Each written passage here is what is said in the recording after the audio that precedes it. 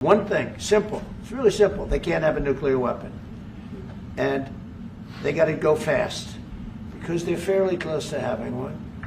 And they're not going to have one. And if we have to do something very harsh, we'll do it. And I'm not doing it for us, I'm doing it for the world. And these are radicalized people, and they cannot have a nuclear weapon. Does that include a potential strike on Iranian nuclear facilities? Of course it does. U.S. President Trump is ready to go all in and even bomb Iran if the country keeps hiding nuclear weapons.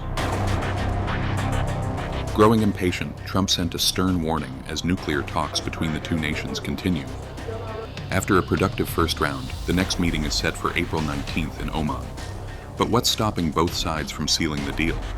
I think Iran could be a great country as long as it doesn't have nuclear weapons. If they have nuclear weapons, they'll never get a chance to be a great country. They will never get a chance. It won't even come close.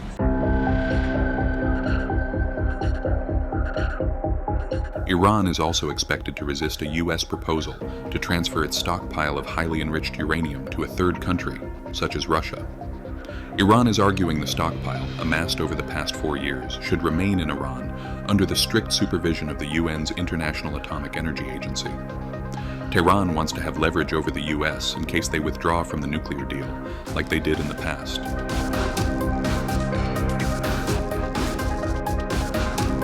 Iranian Foreign Minister Abbas Araghchi is set to visit Moscow for consultations on the ongoing nuclear talks with the U.S.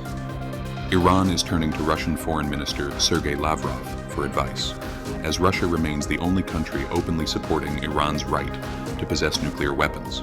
Could Moscow's guidance help ease tensions or add fuel to the fire?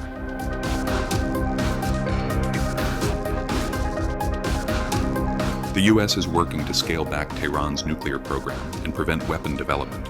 While Iran insists its efforts are civilian, the U.S. and allies suspect otherwise. Trump is also pushing for a tougher deal that targets Iran's missile program.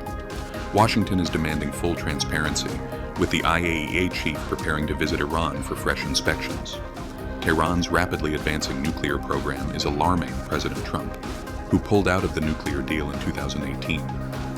Since then, Iran has violated multiple terms of the agreement and pushed forward with developing nuclear weapons. Its uranium enrichment levels have now surpassed the limits set by the 2015 accord.